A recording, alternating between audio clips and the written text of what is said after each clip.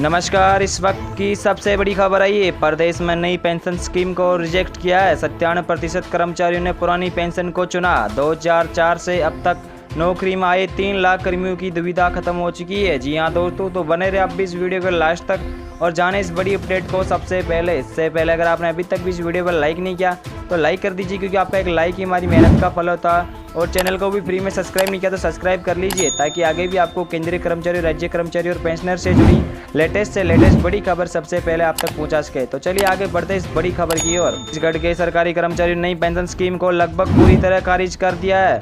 प्रदेश में 1 नवंबर 2004 से 31 मार्च 2022 के बीच सरकारी सेवा में आने वाले जिन कर्मचारियों को नई पेंशन स्कीम या पुरानी पेंशन स्कीम में किसी एक को चुनने का विकल्प सरकार ने दिया था, उनमें से 97% कर्मचारियों ने पुरानी पेंशन स्कीम को चुन लिया। इसी के साथ ये भी तय हो गया कि छत्तीसगढ़ में पुरानी पेंशन स्कीम चालू रहेगी। इसी के साथ इस अवधि में नौकरी में आए करीब 2.99 लाख कर्मचारियों की दुविधा भी दूर हो गई है। जी आपको बता दें कि छत्तीसगढ़ शासन ने प्रदेश में 1 अप्रैल 2022 से नई पेंशन योजना को बंद करके पुरानी पेंशन योजना लागू कर दी थी, लेकिन केंद्र सरकार ने इसे मंजूरी नहीं दी है। तब राज्य सरकार ने समाधान निकालते हुए कर्मचारियों को 2 विकल्प दे दिए। कर्मचारियों को ओपीएस चुने या एनपीएस। भास्कर को मिली जानकारी के मुताबिक प्रदेश में नवंबर 2004 मार्च 2022 के बीच नौकरी में आए 2,87,964 यानी 97% कर्मचारियों ने पुरानी पेंशन योजना को चुन लिया है। केवल 2,265 कर्मचारियों ने नई पेंशन स्कीम को चुना है। जी आपको बता दें कि उनका पेंशन अंशदान पहले की तरह एनएसडीए में जमा होता रहेगा। सभी ने शासन को 3 पेज का शपथ पत्र भी दे दिया है। साल 2022 में राजस्थान के बाद छत्तीसगढ़ ओपीएस लागू करने वाला दूसरा राज्य बना।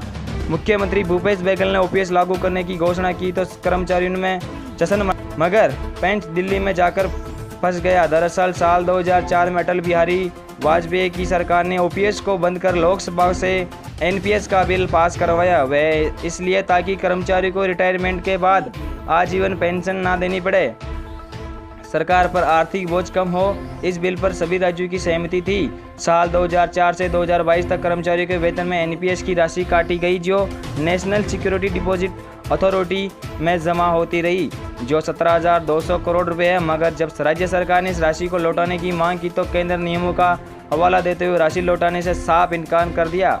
तब सरकार ने कर्मचारियों के लिए 2 विकल्प खोल दिए। उधर 1 अप्रैल 2022 के बाद नियुक्ति कर्मचारी ओपीएस में ही रहेंगे, इन्हें विकल्प नहीं मिलेगा। छत्तीसगढ़ कर्मचारी अधिकारी फेडरेशन के संयोजक कमल वर्मा ने राज्य शासन से मांग की कि सैकड़ों ऐसे कर्मचारी हैं जिन्होंने शपथ पत्र तो ओपीएस का दिया, लेकिन हड़बड़ी में चॉइस फिलिंग में एनपीएस का विकल्प भर दिया। कई जगहों पर ऑपरेटर ने गलती की है। ऐसे कर्मचारी की त्रुटि सुधार का अवसर मिलना चाहिए। जी हां, आपको बता दें कि एनपीएस में जमा पैसों की वापसी ओपीएस को ऐसे समझे आपको बता दें कि सवाल एनपीएस में 2004 से 2022 तक के जो पैसे जमा किए गए उनका रिफंड वगैरह किसी तरह होगा।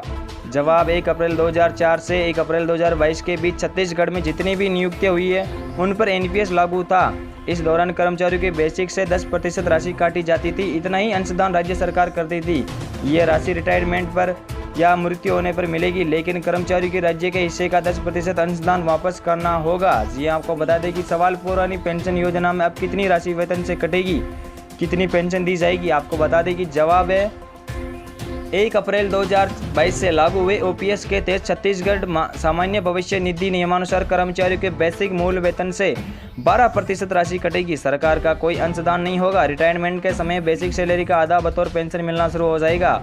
हालांकि शुरू से 2004 तक पेंशन का यही सिस्टम देश भर में लागू था। एनपीएस को इसलिए खारिज किया।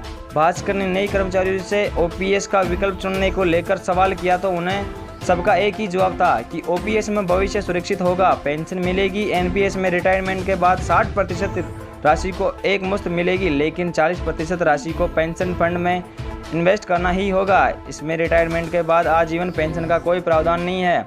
शपथ पत्र नहीं तो शासन निर्णय लेगी होगी। कर्मचारियों में से अधिकांश ने ओपीएस को चुना। जिन्होंने किसी कारणवश विकल्प का चयन कर शपथ पत्र नहीं दिया, उनके बारे में शासन निर्णय लेगी। जी हाँ दोस्तों, तो ये थी आज की बड़ी और लेटेस्ट खबर। आई होप कि न्यूज़ आपको पसंद आएगी तो दोस्तों इस वीडियो पे एक लाइक जरूर कीजिए और अपने साथियों तक भी जरूर शेयर करें। धन्यवाद जी।